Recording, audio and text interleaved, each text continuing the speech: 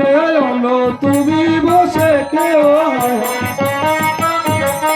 এই যে ব্রাহ্মণের রাধিবে অন্য তুমি বসে খেও এই যে সোনার পালঙ্কে মৃত সুখে নিদ্রা দেও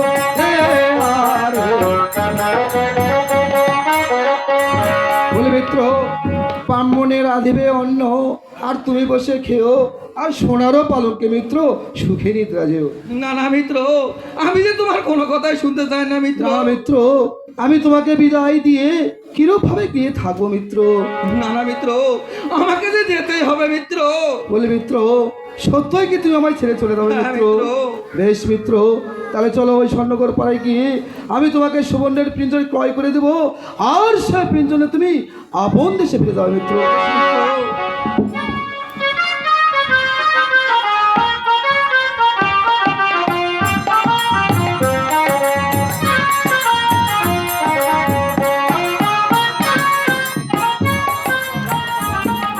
হ্যালো এ ভাই, বহুদিন পর তো দেশে ফিরে এলাম। ঘর বাড়ির যে কেমন নোংরা অবস্থা, প্রচুর নোংরা রে ভাই। ওই যে কেবা আমাদের কাছে মানে ফিরি ফিরি সোনার জিনিস নিয়ে আসছিল, বুঝা হয়েছে? তো ওই জন্য আমরা ভয় থেকে ইন্ডিয়া চলাইছি না।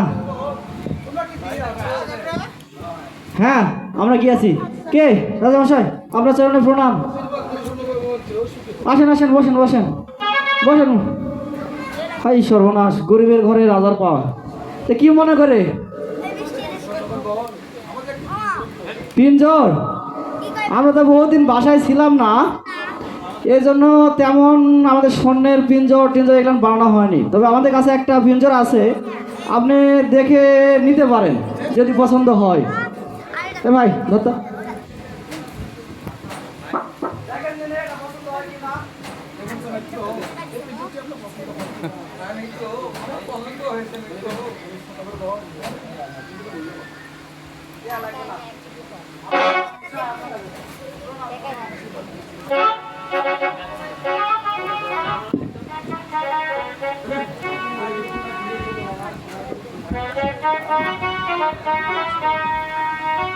হ্যালো, বলে মিত্র তাহলে সত্যই তুমি আমায় ছেড়ে চলে যাবে মিত্র? হ্যাঁ মিত্র, আমাকে তো যেতেই হবে মিত্র।